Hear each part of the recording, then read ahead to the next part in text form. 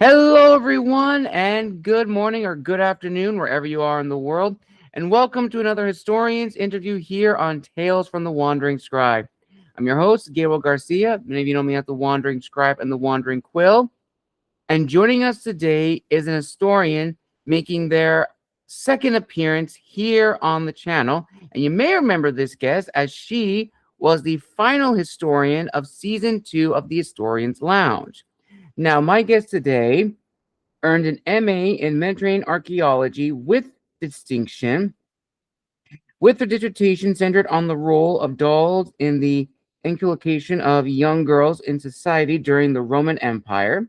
She has a passion for studying the religious and social interactions of medieval and ancient societies, particularly regarding women and children, funerary rituals, constructed space, sensory experience, and cultural syncretism.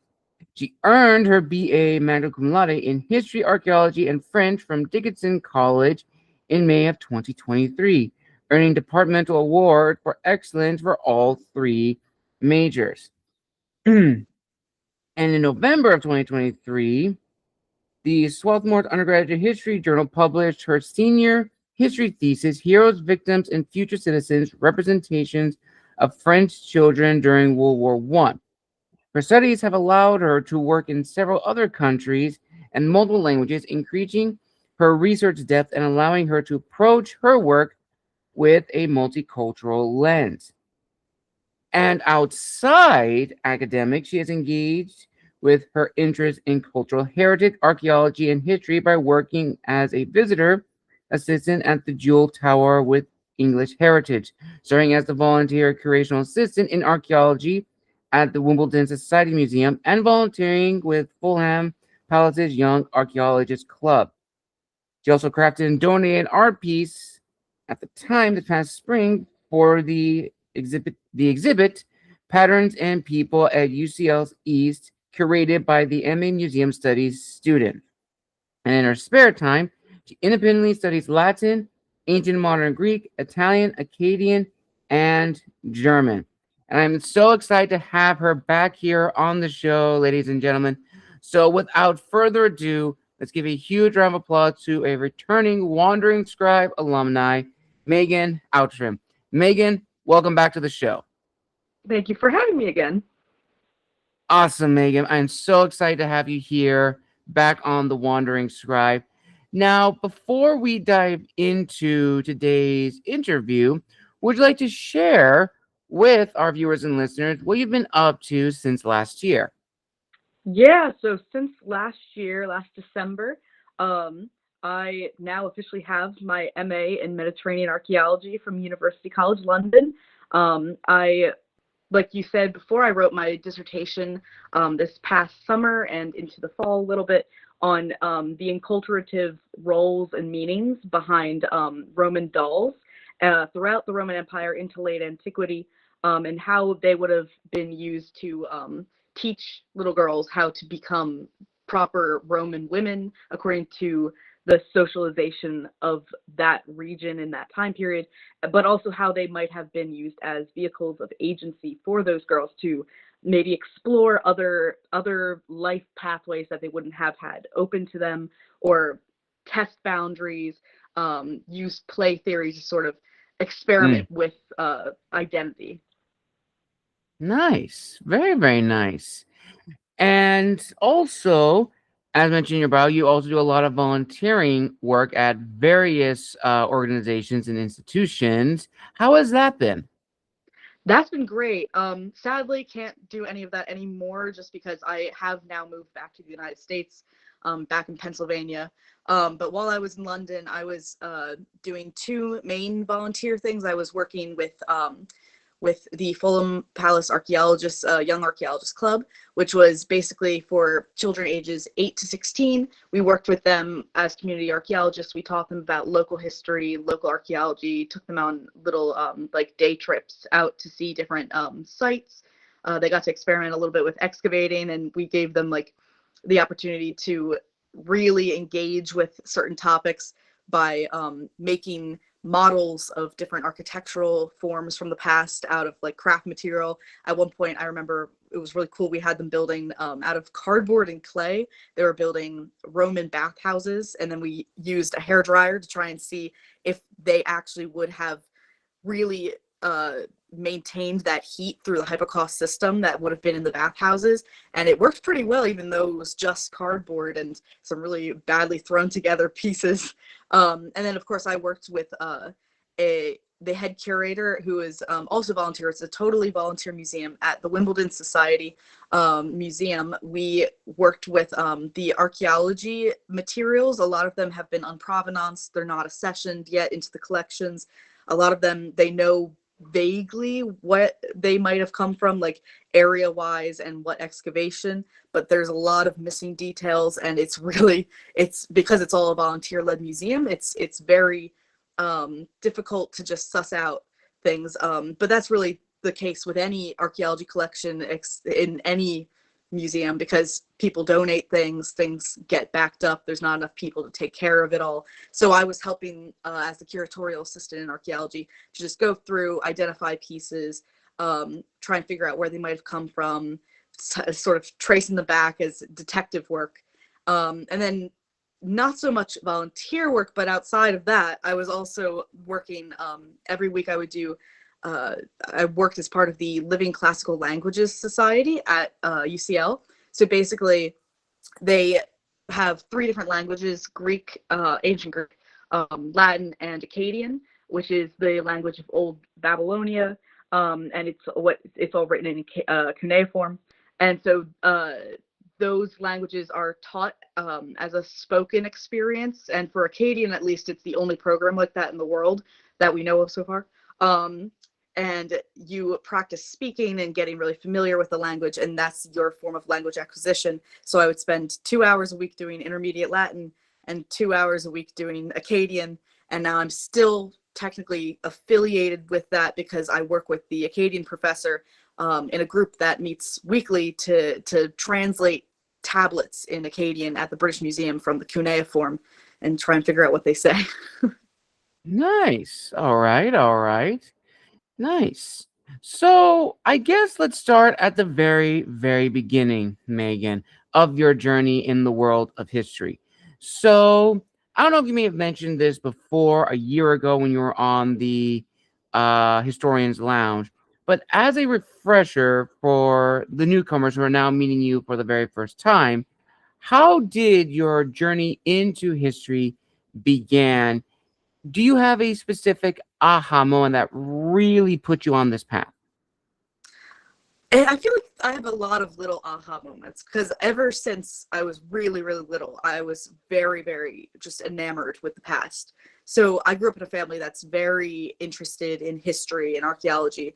My mom's side of the family in particular, they're really into American history, which wasn't really my thing as much. I find it interesting, but it's just not my specialization. And they would take us to, historic sites. Gettysburg, 2 hours drive from where I live, so it's pretty easy to get there. And I have an ancestor on the Union Monument, so it was kind of cool to go see that. We out in my backyard basically is Valley Forge, which is of course major site for the Revolution period. There's also Brandywine Battlefield is near where I live. All sorts of things. For America, it's a very historic area that I grew up in, which really helped. I'm only about an hour outside of Philadelphia, so I grew up going to all the museums. They have fantastic traveling exhibits for ancient history, medieval stuff. All over the world is being brought into like Franklin Institute. Of course, the Penn Museum of Archaeology and Anthropology. It's fantastic collections there, permanent, and they have some really cool traveling exhibits. So ever since I was really, really little, I used to ask like every birthday to go see the exhibits that were coming through the city, and go and get to see these different sites, get to really get up close and personal with the history and the archaeology. And I remember one of the moments that was like really, really sort of a mini aha moment for me was when I was 7. My parents took me to see the King Tut exhibit that had just traveled through Philadelphia at the Franklin Institute. So this was like 2007.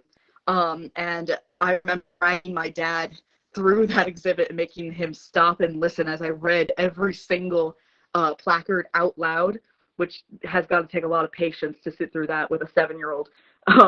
But I remember trying to teach myself hieroglyphics after that, not super successfully, but I learned little things. And then by the time I was 10, I was reading the Odyssey for the first time. By the time I was getting into high school, I used to enroll on those free Coursera archaeology courses through UPenn and La Sapienza in Rome, things like that, just to in my free time for fun, because I always found it really interesting. So basically, I knew when I was heading towards looking at colleges for the first time, I was thinking about where I want to go, and I knew I wanted to double major in history and archaeology if possible. So I was just searching around what are the best history programs, and it's just sort of been ever since there, the dominoes have sort of fallen in line, fate has sort of worked its way out, that I've just ended up always at the right place, the right time to just really take advantage of a lot of opportunities and get to engage more and more with it. All right. And from that point, Megan, when you got into university, what really surprised you about the field of history as well as the field of archaeology, as you somehow have blended the two together to form your own path? I think one thing that surprised me, because when I was really just starting out at Dickinson College, I was surprised by how separate the fields were, because I had always approached them very much in sort of a dual interdisciplinary way.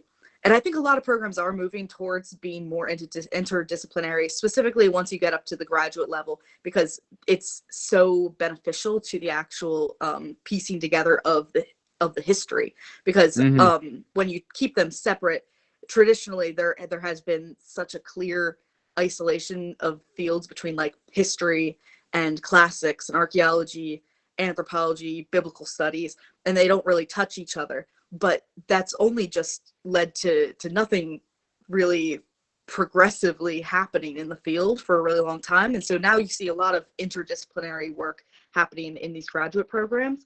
But of course, when you first start out in college, you can't do that, because they need to teach you the proper theories and methodologies and interpretation skills for each of these different disciplines. So I think that threw me off, because I wasn't aware of that before. But of course, you're 18, you're just entering the field. How are you going to know?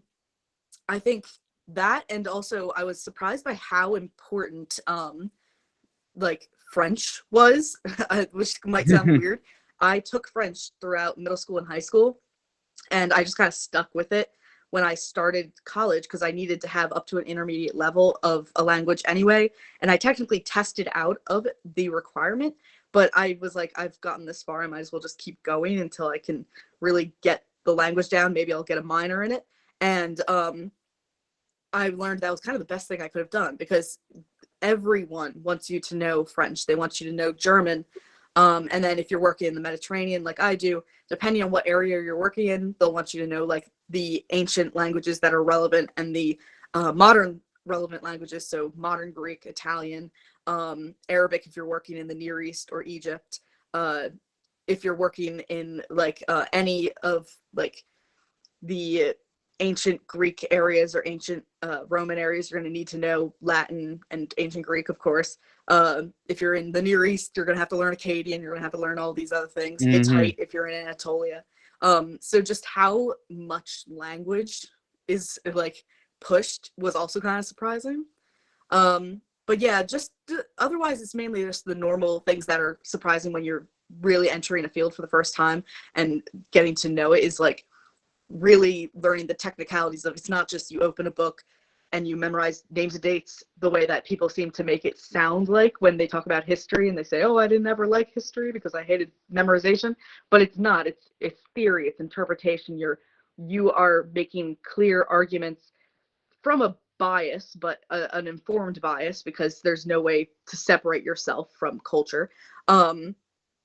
So, and you're trying to really defend it using In history, obviously, like literary evidence and written evidence anywhere you can find. And then in archaeology, material culture. And then, of course, you can start combining the two. I used in my dissertation, my most recent research, a lot of like ancient Latin writing pieces to support like notions of how dolls were being used, things like that. Nice. Very, very nice. And now we're going to go into a few fan questions, Megan, that a lot of my viewers have been wanting to ask you, especially those that first got a chance to meet you a year ago.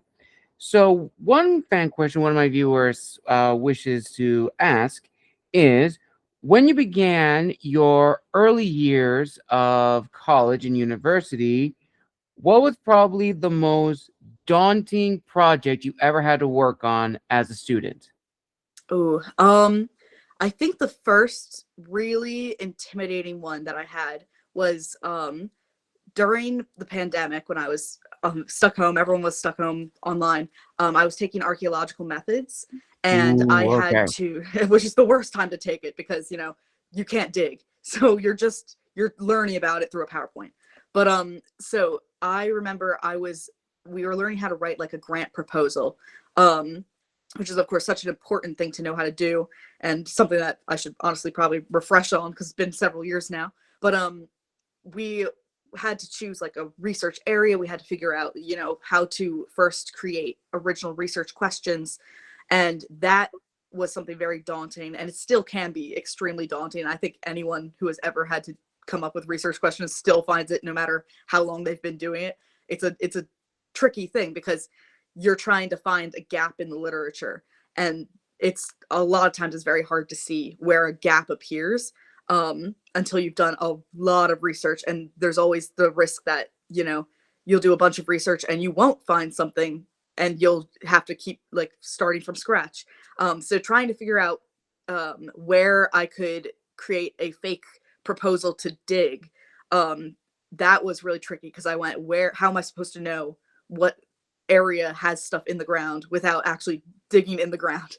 And so that was a very tricky little thing to try and piece together. We got through it, but Nice. Very, very nice. And another fan question one of my viewers asked is, which is a two-parter, in your academic career, what was probably your favorite thing to research or discuss? And what was probably the most difficult thing to research and present? hmm. Probably my favorite thing is anything to do with like I really like piecing together identity in the past. So ideas of like um how you're creating a socially constructed identity for yourself or your community, what their identity is, what the identity of a landscape is through constructed space and how you move through it. All sorts of different things like that. And that has really coalesced in my primary research interest, of course, being children and studying like how they move through the world, how they are a liminal state of existence, but it's also socially defined while also being intrinsically tied to a biological development. And so that is probably one of my favorite things to like really expound upon with people because no one really thinks about them. It's become more common over the last like 30 years. People have finally started talking about them a little bit, but they're still generally a footnote in like women's social history, which is a whole other thing to consider of why they're only grouped with women. But most daunting like to present, honestly, I feel like it's always very daunting to present really any original research because part of you always thinks this is terrible, this is Right. nothing, maybe I'm making this all up, or maybe I'm gonna present and there's gonna be someone in the crowd who just happens to be an expert and say you're actually incorrect, I've been studying this for 50 years or something. And when you're it never gets easier the higher up you go in the education system, the more distinguished the people you're working with. Like you're working with top experts in the field who are defining the nature of everything in the field, and it's just when you write an essay or present a presentation for them, you're like, oh my gosh, I'm trying to tell them and they're like the end all be all of knowledge in that sector. Mhm. So that's probably what's daunting. No, the feeling that is very, very true. And I think everyone definitely experienced that. And that's something that we're going to be touching on when it comes to down to imposter syndrome and anxiety. And what does it mean to be an historian in the digital age? Before we get to that, there was another fan question, which honestly I think is a really nice one. And this viewer asks, out of all of the topics that you have researched on and presented papers to your professors and your peers, is there one piece from an academic journal that you are part of that you would like to fully flesh out into an academic nonfiction book that could be used in another class? Well, I only have one technical like publication so far, and it's the one that was my senior thesis about children in World War I. That one I wouldn't want to like really flesh out more because it was very interesting, but I am not a modern historian at all. That's where I like cut off around like the 1800s. I start to dip out. But then like I was in a course that was called Modern Children History, so we weren't allowed to go past the 1800s.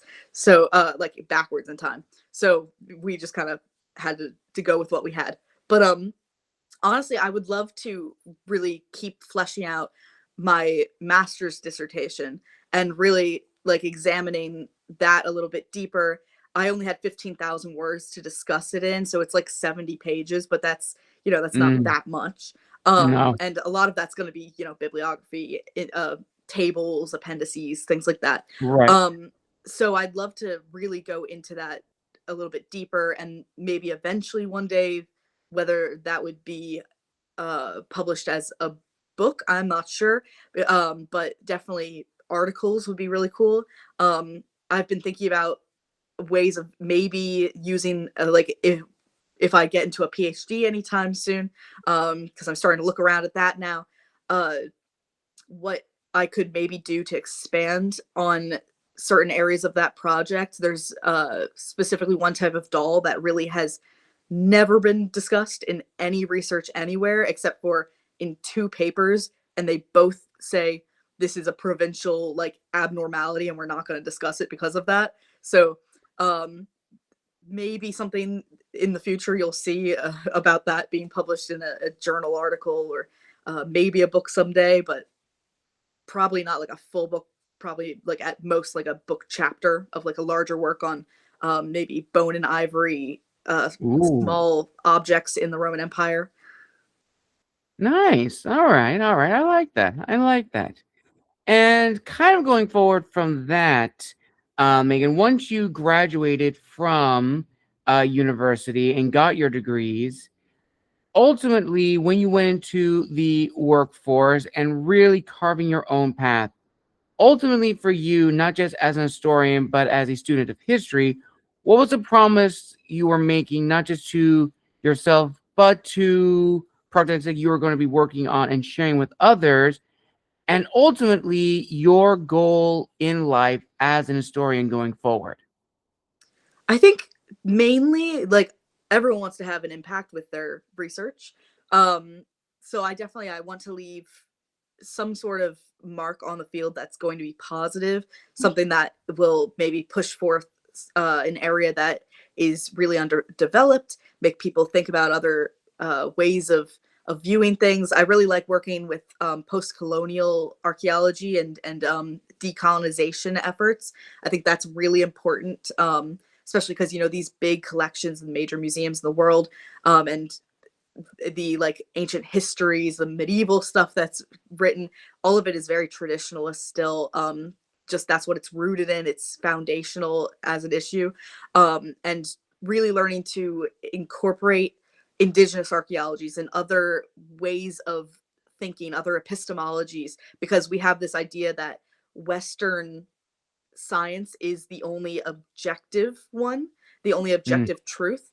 And there are ways of doing science and looking at other epistemologies from around the world through different times and places, that have equally interesting and valid truths to tell, especially when it's about their own material that's being produced and their own written records that are produced if they have them. Um, so I would love to maybe have some sort of impact with that.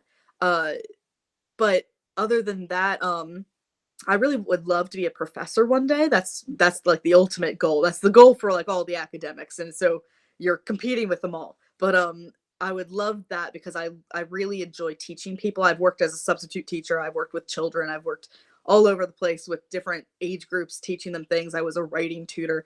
So I've got a lot of like different mishmash teaching experiences under my belt, and Hmm. it's something I really enjoy. I like engaging with history and getting other people passionate about like finding the humanity back in history, because a lot of times people, like I said, they'll go through a book and they'll say, okay, it's all kind of fictional in their head because it's hard to visualize. But when you can get them to really, that's the thing I like about archaeology, is it's right in your face, it's right there, you can see it, you can feel it. It's very sensory, and then it becomes very real. So getting people to really get passionate about history and archaeology and engage with it more, that's something I would love to do and have an impact with. But yeah, I think that's basically. All right, all right. And kind of going back in time a little bit, Megan, when you told your family that you were going into a school for history and archaeology, what was their reaction like? I think my mom was thrilled because for a really long time I said I was going to be a Broadway actress, and this one's a lot more realistic, although still fighting an uphill battle. I can't choose something easy. Like she was probably like go into insurance or something like that, something that has a desk job. But no, she was very supportive. My dad, he really liked archaeology and taking me to museums and stuff, but unfortunately he had passed before I decided what way I was going to go Mm, with my life. But I think he would have been very interested in it too. And so it was all very, very supportive for my family. My sister, she was all on board with it. My friends were like, yeah, that makes sense, because they remembered me in high school and how I was with my history classes, and um, how like ridiculously just always halfway through time into history, I always was thinking like centuries away from where I actually was. Um, right. so I think for the most part, it was very positive. There are some people you talk to and you're like, I'm going into history, and they go, why? Or they say, I never liked history, and you're like, oh, okay. But then when you start saying archaeology and history, they kind of forget to comment on the history, and they just say, oh, dinosaurs. You're like, that's not it either. That's paleontology, Yeah, different field, different field. But happens every good that time. you're actually enthusiast. Yeah, I'll be like, I like dinosaurs, I don't dig them up. It's a few million years difference. Hmm. That is actually, very, very funny. And I actually had a colleague of mine. She wasn't on the show, but we have talked a few times. She actually works at a museum where I used to live in Hemet, San Jacinto area. And it's also where I worked too, as one of my first volunteer jobs. I was there for 5 years. It was the Western Science Center in Hemet, Dominiconi. And she was talking to these visitors at the museum about, archaeology, because we are also an archaeology museum as well. And just explaining it to children, the difference between archaeology and paleontology, I was like, oh my goodness. But, bless their hearts, bless them. I mean, it's good that they're actually there and learning, but oh my goodness, it was just Yeah, comical to see. you do it in your sleep, you do it so often. There's three main things people will say. They'll either say something about dinosaurs,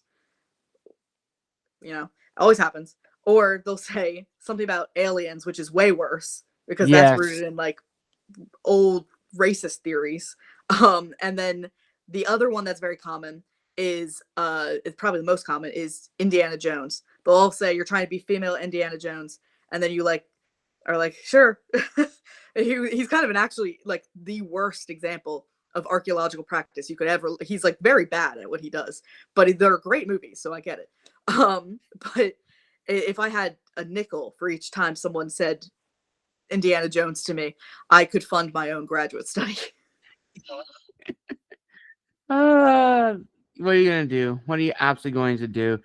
And that kind of leads into the next question, which is more so on what does it mean to be an historian, an archaeologist, or academic in general in today's digital age? Because specifically the field of history among the humanities has greatly changed.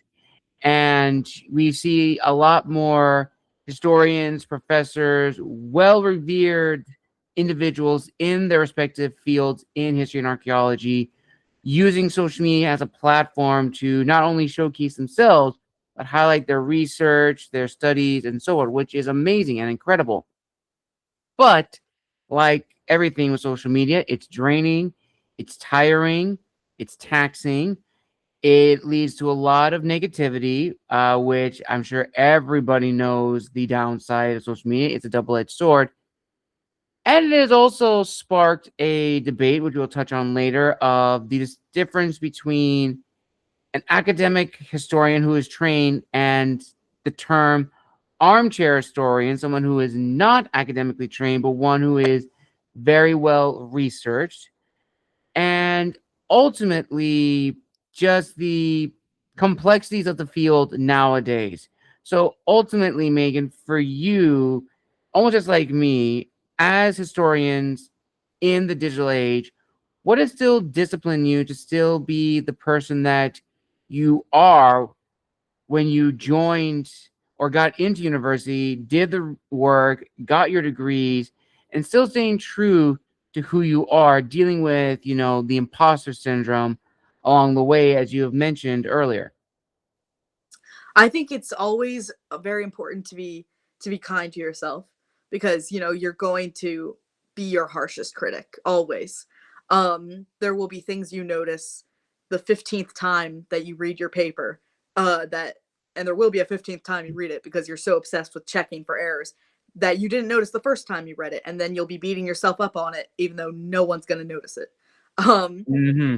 and so I think that's important. Everyone goes through the imposter syndrome. It's really it's innate. It's inherent in the field, in any academic, like, humanities or non-humanities fields. Um, it's really just ingrained in it. Whether that should be the case, or whether there is really a possibility of changing the system to maybe not make that be the case. I don't know if that's something that could be debated on whether or not, like, you could ever really get rid of that factor by restructuring how we think of academia. But yeah, so I definitely, for that, I'd say be kind to yourself. Um Otherwise, there are a lot of armchair historians, and some of them are fantastic. Some of them have Yeah. done more research on a certain topic than I have, and it's really fantastic, especially because you have to wonder how first of all do they have the time, because they usually have like a full-time job, and second, how are they getting the resources for that? Because if you aren't affiliated with an institution, it can be so expensive to try and access even any, like, articles for Right. journals. So it's very impressive, but as long as they are listing, like, when you see blogs, history blogs from these armchair historians, it's very important that they have a list of sources. So I respect when they have that, but it gets trickier when it's someone who has clearly done a lot of reading, but you don't know what their sources are. And that's the other Mm-hmm. thing that's very tricky in this digital age, is where now I luckily missed the curve in college. Pretty much it had just come out when I was graduating, for like chat GPT and AI. They can have Mm-hmm. their uses and things, but I'm very, very hesitant to ever engage with them just because of how dangerous they are to academic integrity and to really just getting things right. They pull out sources that are just completely incorrect. It makes up things that never, like, have not been written anywhere ever. It'll just hallucinate and create new stuff, and people run with it. So I think that's a big thing. That's a big risk to the academic field at the moment. Um, as for like social media, I have definitely run into like tons of the people who have been sharing their research, whether it's history or archaeology or something else, online. They have these big followings. I find some of them are really fantastic, and I follow them myself. But it is just like with the armchair historians, it's one of those things where you have to be careful to suss out who is actually doing their research, who is actually still using academically rigorous methods and interpretations and theoretical models to really get the information, or who's just sort of pushing things out into the world and not really caring to check whether it is correct or not. And that's where it's just tricky, because I would do that and you would do that, checking and making sure that the person, what they're telling us is true before we verbatim take it for granted as the truth. But there's going to be a lot of people on social media who are just on there for entertainment, for a little dopamine hit, and they aren't going to be going through and verifying like that this person is who they say they are. So I think it's very tricky. In one way, it's fantastic that we can get people engaging with the material and learning, and getting really excited about it. And it's fantastic to be able to find new non-traditional methods of really putting your research out there, and that's how we can inspire other research to happen. That's how we can connect with other scholars, because traditional networks, they are useful, they're important, but they're also very inaccessible. It's a very inaccessible field, the humanities, and I think it's very good and bad that we have such this digital age of everything is documented and everything's accessible at all times, and everyone can communicate with anyone in the world, but there's drawbacks. Yes, absolutely, very true. And this actually goes into something that I really want to hear your thoughts on from an academic's point of view, which is the notion of going on the topic of AI a little bit more, something that I've seen as an author more recently, especially with companies like Amazon, with Kindles, who, people buy, academic books for e-readers because, everyone has the opportunity and freedom to choose how they read, either by physical copy or an ebook. But specifically with an ebook, recently it's been announced that they have been adding a new feature called Ask the Book. Now, what is that, viewers and listeners? Ask the Book featurette is pretty much a chat bot that reads the book itself. And let's say if someone is reading a chapter or reading a book, let's say, just going to look at one from my library right next to me, Wolfram's The Roman Empire and Germanic People.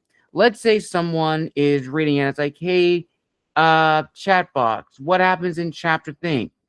Here's the dangers of that, because chatbots are not always going to be 100% accurate. They can provide misinformation. How is that dangerous to historians and academic authors? If the chatbot provides misinformation, then everyone's going to say, well, this author doesn't know what they're talking about because this is what the chatbot is saying, even though it's not true, which means you're going to have bad reviews. No one's going to take you seriously. You'll have your peers looking at it saying, well, what were you writing? It's like, that is not true. And there's a whole issue with AI and, academic publishing and journals and stuff like that. So, Megan, I would like to hear your thoughts from an academic's point of view, and just, hearing your thoughts on how detrimental and dangerous that feature is to academics who, let's say, publish their works and the work they put in magazines that, of course, publish and maybe also e-published, but you have to deal with that issue and how it may damage their credibility and reputation. Yeah, the AI world, it's so new, and everything's always changing. I don't touch it. I don't want any part of it until there are regulations in place and real ethics and methods of using this technology, because otherwise it is a plagiarism machine, and it makes things up, and it's just, there's so many issues with it that if we are having it, a machine, do our humanities, and then our job is just to go around fixing the things that it messes up, what are we even doing then? I think there are some very good uses for AI. I mean, obviously this is not a new technology. It's new, the generative AI stuff and these things like chat boxes and this push to have it everywhere at all times. You can't turn around without seeing it. But the actual like algorithmic way that an AI tool functions is not new. They used it years ago when they for all sorts of different things. It's just gotten very advanced now and changed a lot. But I don't use any of the new stuff because I just think it is too dangerous at the moment for academia. I'm sure there are reasons to use it for like chapter summaries. If like there's probably some like accessibility issue I'm not thinking of because it's not one that has affected me personally. So I can't like write it off completely that way.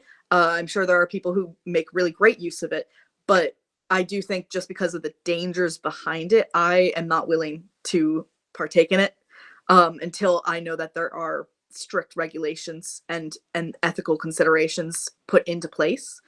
Because like you said, there can be so many tricky little things. It can say that an author is making an argument that they're not. There's just it's very messy. The other thing that's interesting is because like that specific chat box you mentioned is through Kindle, and I love my Kindle. Like I'm a paper book girl if I can, but because you know you only have so much space in your house, the Kindle is fantastic, and then you can borrow books and return them through your local library, things like that. But there is also the weird area of we have these Kindle books that you can self-publish, and that's great for people who are maybe trying to write fiction and get it out into the world in a non-traditional way that doesn't have to face like all the same really like they don't have to get turned down by editor after publisher, what have you. But there is downsides to it as well. Like we see a lot of published books now on Kindle that have errors all throughout, like grammar errors, spelling errors, and like not to mention factual errors when they start talking about like nonfiction and publishing that on their own. So self-publishing is another issue in this digital age. That is one that I don't think we've really fully considered the ramifications of, and that we're going to have to, at least in the next like 10 years, not sooner, really start to try and lay down some ground rules for, because otherwise all of this work for the entirety of the development of the discipline of history and of archaeology and of anthropology and any field in humanities, we are just destroying all of its credibility if we're letting like these giant cracks appear where plagiarism can come through and where false information come through, and there's no way to fact check things. Yes, absolutely, very true, Megan. That is 100% accurate, which then begs the question, in your opinion, from what you've seen in this digital age from professors and teachers and historians now getting into the digital age at a much later point in their life, and those who, like us, are using the digital age to build a brand and a platform to showcase history.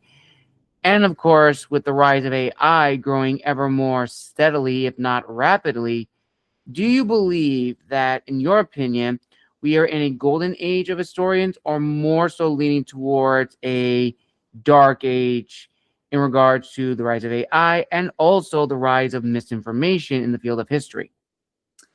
Oh, it's a good question. It's so early to tell.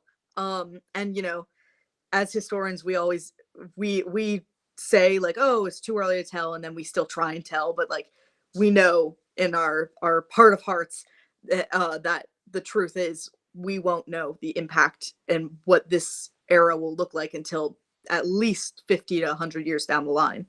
I think in a lot of ways we do live in a golden age in that we have so many sources. We have so much written documentation of everything, video, political cartoons. We have so much information that I am always thankful I'm not going to be alive in like 200 years trying to suss this out and like write about the early 2000s and the 2020 Yeah. kind of era, because that's going to be a nightmare, because everything is on the internet and everything is preserved. There's from every person that ever uses this technology.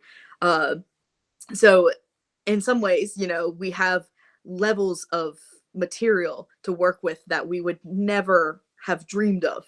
But that's also a drawback in a lot of ways when you have too much material that you can't really work with it. And then of course, material that is just like AI slop. That's being trained on other AI algorithms and doesn't actually, it's not its own original thing. That's going to be a whole other historian subfield someday for people to study, like the mass production of AI videos and images and stories and whatnot, and then how they start to develop on top of each other. So it's really, in some ways, as terrible of an answer as it is, in some ways it's a gold age, and in some ways it's a dark age. Yeah, that is 100% very, very true. It is, scary of, how quickly AI has advanced. Like, case in point, when I started writing my books as an author, I, would just type in my name and, I wouldn't pop up. But in recent years, literally less than 5 years, if you typed up my name, Gabriel Garcia, with one of my stories that I published, one of my fiction works, it would automatically come up. Granted, it could also be tied to my YouTube and my LinkedIn profile, of course, and my website, but that's still crazy, like how fast AI has grown. And if you go even to, let's say, videos with just my name, it will show some YouTube videos that I have done. And if you type in a specific guest, boom, I automatically pop up as well. It is very, very intimidating, especially going into the workforce as an historian, because as one of my colleagues has mentioned, a lot of companies have realized that we don't need trained academics to do research for us. We can literally just use a program, pull the research for us, and we can go from there. But then we run into the issue of, are you really writing the research? No, you're just the editor. It's not going to provide the human emotion, the human context that, history needs. History is not black and white. It is very complex and very muddy. And I definitely think when we talk about the business side of being an historian, there's a lot of things that definitely need to unpack. So as we go into this section, Megan, there is a good little icebreaker question that I do want to ask you. When you did graduate from university and you went into the workforce and began, highlighting your skills and different aspects of your personality by working with the different museums, looking back on your career thus far, is there anything you would have done differently in terms of promoting yourself and your skills? Yeah, I feel like, you know, I've always struggled with networking without feeling like I'm just trying to like suck up to someone, because I'm a people person. I really love Hmm. making genuine connections. Um, but sometimes when you know that making a genuine connection with someone is still going to benefit you in some way, it feels a little weird. Um, so probably I would have, if I could go back, I would be a little bit more, not aggressive, that's not the right word, but like assertive, I think is also the wrong word, but you know, just I would try a little bit more intensely to network better. Um, I have been very lucky to get the opportunities I have, but there's also, you know, you can't go into a museum field or a history field really without at least, like, if not graduate degree, then like several years of experience already. But of Hmm. course, you can't get that experience without either really knowing someone that gets you in, or uh, a like degree. So Yes. it's really so difficult. So I have a lot of friends who have done museum studies degrees, graduate level. So I've got like my volunteering work experiences were because I knew someone who was at that museum and they needed help, so I got in contact with them and they helped me get like a rapport going with the people there. And then that curator that I worked with at the Wimbledon Museum, she is a volunteer with the Fulham Palace group, and that's how I was able to get into there. So it's really like who you know is so important. As much as you want it to be only like what you can do and your like meritocratic abilities, it's a lot of networking, because everyone who gets up to a certain stage is really good at what they do. So it Hmm. just becomes a game of like, who do you know? Um, Right. so that's one thing that I would work on a little more. Just I feel like that would have been very beneficial. I would have felt less like I was always worrying I was on shifting sands. Like, is everything going to keep going my way, or are things going to sort of like crumble here?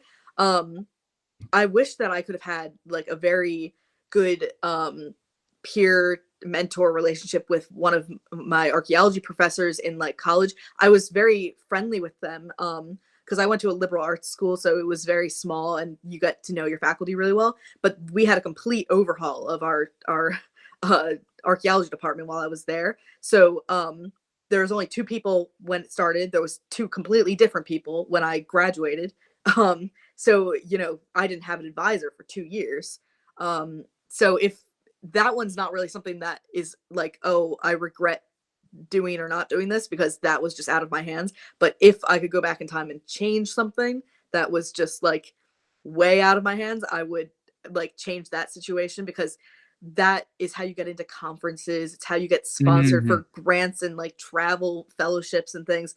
And so I've really been sort of putting it together all myself for since halfway through my undergraduate degree, and that's difficult. That's a really difficult path to take. You need to have friends in the business. Yes.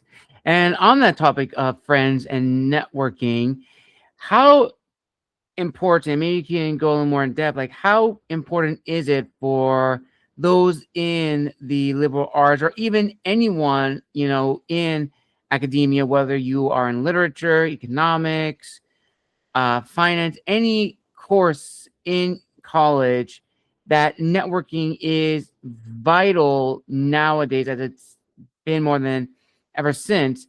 And are there any people you would like to give a personal shout out to, Megan, who have helped you on your journey? Yeah, so like honestly, just I've depended a lot on the people that I have worked with through like excavations that I've gotten into. And so all of the different trench supervisors from my time digging specifically in Greece at the site of ancient Argelos in northern part, like the region of Thessaloniki, they were all fantastic. They've helped me so much with like being willing to read my like academic CV and like uh look over my applications for graduate study, things like that. And some of them are at schools that I would love to do like doctoral work at. Some of them are went to the school where I did my master's at. And while like they didn't have like enough pull to like get me in or something like that, like I still get in on my own merits. Hmm. It's really great to have those connections, and it opens up doors to like speak with faculty. And yeah, it's just a lot of it like when it comes to networking, I think one of the really important things that people don't consider is that you need to have not only network of like people who are already in the business and like professional, like have been in there for a while. They're really established scholars. But also it's so you cannot underestimate the importance of the bonds you make with people your own age who are at your same level of development, because they are with you going to be the next level of like really like the leaders of the field, and they the connections you make with them is going to be really important through your development as a scholar, not only like finding new opportunities while you develop, like for different like field schools. Sorry, my cat is entering. Oh, no Field worries. It schools wouldn't be an or, episode if there wasn't an animal involved. yeah. I could see him coming from the side of the but like people, I feel like they don't really consider how important it is to network and make a lot of good connections with your fellow peers and your students. And so you always see once in a while, like there's always going to be someone in life, no matter what you do or what you study, or what you work at, who's going to like assume that they're like, they can just ignore all of those other people because they're the little people and they're only aiming for the big fish at the top. But that's never really a successful way to go about life, because No. especially like archaeology in particular, like history a little bit, but archaeology in particular, it is a very, very small field. There's not that many of us.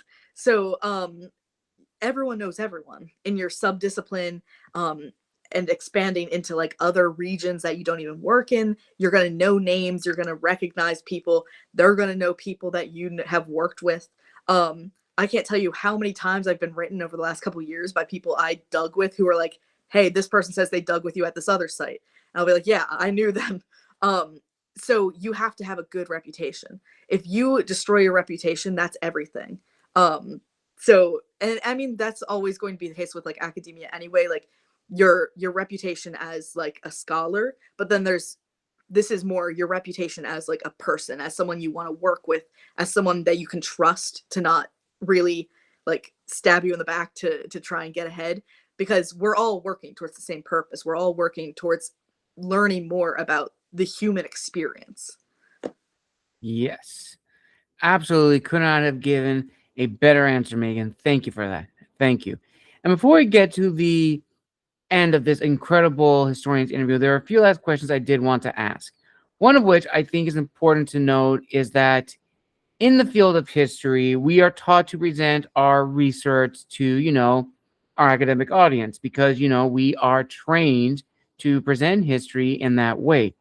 But when we are outside of academia, and actually this is the perfect example, you and I have both worked in museums, we have had to present, an exhibit or given a tour in a very different way than we would, talking to a classroom of fellow academics or fellow peers. The jargon and language is going to be very different. With that said, the information and research behind it should still be top notch. So it's this balancing act of showcasing who we are, the research that we have done, and the knowledge we've obtained, while also being mindful of who exactly are we presenting this for. So for you, Megan, specifically when working in the various museums that you were part of, how did you balance the two to really showcase the strengths of both? Yeah, so when my two positions were very different than from each other. One was front facing role basically, and the other was behind the scenes. So Mm. at the actual like physical museum that I was working with, I never really had to worry about that because I was only working with the curator and with the Ah, material.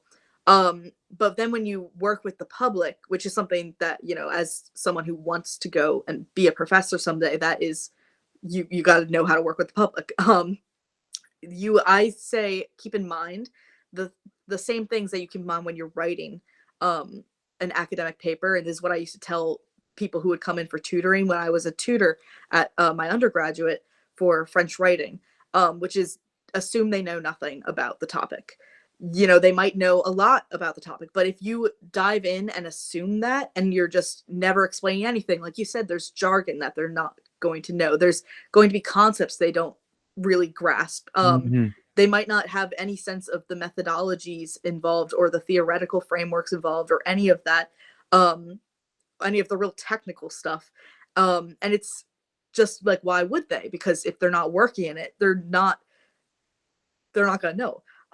It's very specialized knowledge. And we can sort of forget that, I feel like, sometimes, because we are so 24/7 just entrenched in it. We are right in the middle. And it's easy to forget. Like, I didn't know that one day. I have a really funny experience of this, where I took a friend who studies law. She and Ooh, a friend okay. of mine, she visited me in London, and my friend and I, we took her to the British Museum, and we went to see all of these different things, and we were like, we're going to show you the Parthenon marbles, which are, of course, the really, really amazing pieces that are displayed from the Acropolis. And we took her to see it, and we explained the whole, like, the iconography and the story of them and everything that she'd ever need to know about the Parthenon marbles. Basically, she got like an hour-long lecture. And then about 5 rooms later, she went, "So where are the Parthenon marbles?" And we both were like really thrown off. We were like, we just, and she thought we were talking about like marbles, like little toys, because she wasn't familiar with the terminology that they are marble sculpture. And it was really funny for all of us, but it is, I think, a really good example of, like, you can't just assume people know things, so you Right. have to, you have to be very clear, and very, just clarity is everything, because they're not going to learn otherwise. And the other thing that, especially when you work with, like, any group of, like, children, younger people, Oh, um yeah. yeah, they're going to have so many questions. You're just going to have to accept that you're not going to get through everything that you want to get through, because they're going to think of things that you would never have thought about, and it's going to throw you for a loop, because that's just how children work. They have really amazing imaginations, and it's just fantastic to see, honestly, how their minds work, because they're developing, they're learning about the world for the first time. And it can really open your mind if you're open to it, and make you think about different forms of, like, research and areas that you can delve into in the future. But at the moment, it does throw you off if they ask you something and you're, like, in the middle of trying to explain something else, and then they change the subject completely, and you just have to be willing to kind of roll with the punches, because you are there in an educational position for their benefit. You're serving Yeah. them. So it's not Yeah. like, this is my hour to just stand on a soapbox and have everyone listen to me. It is, how can I get you engaged with the past? And them asking questions is what you want. Them being engaged. Absolutely. I also have a very similar funny story to that. So, as I mentioned earlier, my first work in the museum world was actually at the Western Science Center in my town of Hemet, San Jacinto. And every year we have Science on the Stars, which is our big event, our big fundraising event. A lot of people who have sponsored the museum, who have donated. And I was working in the exhibit hall, and our museum tends to focus on more so of the Megatherium, the Ice Age mammals of the past, the giant ground sloth, the Columbian mastodon, mammoths, and so forth. So I absolutely remember a very particular moment where I was getting the exhibits ready, and these people had a little too much to drink, so they were asking so many questions, and I'm trying my best to answer and accommodate them. But oh my gosh, the questions they had were so funny. Absolutely love it. And one of them actually said, "Is this almost like a T-Rex?" And it's like, well, because I was showcasing the skull of Arctodus, which was the giant short-faced bear. And I'm like thinking to myself, okay, how do I respond to that? And I remember I gave the best answer that I could, and it worked pretty well. And soon I surrounded myself, almost like you said, that we don't try to, go on a soapbox and present our thought. We just try to give the information as educational and academically sound as possible. And in less than about half an hour, I was surrounded by like 30 people who wanted to know more about it. That was probably like my favorite moment working in a museum, and I learned a lot. I learned a lot about how to talk to people, present history, and it's given me the confidence to almost to do like these interviews, because this was like back in 2018 before the podcast was even a thing. So I took that skill and applied it to these interviews, and honestly, I've been the better for it. And as we now arrive at the final two questions, Megan, here they are. We talked about a lot of great things, and you've given a lot of great answers. Ultimately, at the end of the day, what do you want people to take away from your research, how you present and showcase history and archaeology? And what is your word of wisdom to other people who want to get into these fields? I would say, first, for the first one, I want people to take away the humanity, like to remember the humanity within the past. And that coalesces in ways that we don't even ever consider. Things like, I'm very interested in the archaeology of bodily experience and phenomenology. So things like how we construct space to move through it, and how our sensory experiences shape how we subconsciously like lay out an urban plan, where we how we lay out our houses, how we move through the world and like respond to stimuli in our environment. And I think that's something that really ties into that, like keeping history humane, keeping archaeology humane, making it a little more tangible and a little bit easier for people to remember, these were real people. They had real lives. They were multidimensional, just the way we are. So that's what I would really like people who engage with any research I do or any class I might teach in the future, hopefully, fingers crossed. I hope that they remember, like when they take, one second. I hope that they take that away from my work to sorry about that. No I hope problem. that they just remember to look for the history, to look for the humanity in the past. And to get into it, honestly, there are so many prerequisites that it's really impossible like to get all of them before you like get into your perfect job or into your perfect program. But just making a good faith effort, Mhm. making good connections, learning languages whenever you have the chance. Like, don't just quit after like 2 years of high school because you don't think you'll use it again, because you will. And it's Yeah. always good. It opens your mind to other things. This is my soapbox because I was a language major as well. But like, I think just making as much of an effort as you can to really like check off your boxes so that you aren't dealing with the headache way later on. That's really important because, for example, I didn't take classics in my undergraduate. It wasn't part of my degree. So I didn't take ancient Greek, I didn't take Latin, and now I've been trying to sort of catch up on it and sort of like get those languages down so that I can go into doctoral research, because they really want you to already have that, and they're going to prefer people who are more prepared in all of these ways, so that they don't think you're going to spend the first like 2 years of this degree going and playing catch up on all these different areas. So yeah, just taking advantage of any opportunities that you can, things like that. Yes. And also to add on to that, definitely what I think universities should do also, especially for the humanities field, is definitely include a workshop of how to take the history degree and use it in the practical sense, and using students' other skills and combining it with history. I definitely feel that there should be a lot more workshops of that, because you have workshops for other fields of study, and I think history should be no exception, because you really don't have the discussions of what you can use history for. You're either going to go into the government world or the academics world.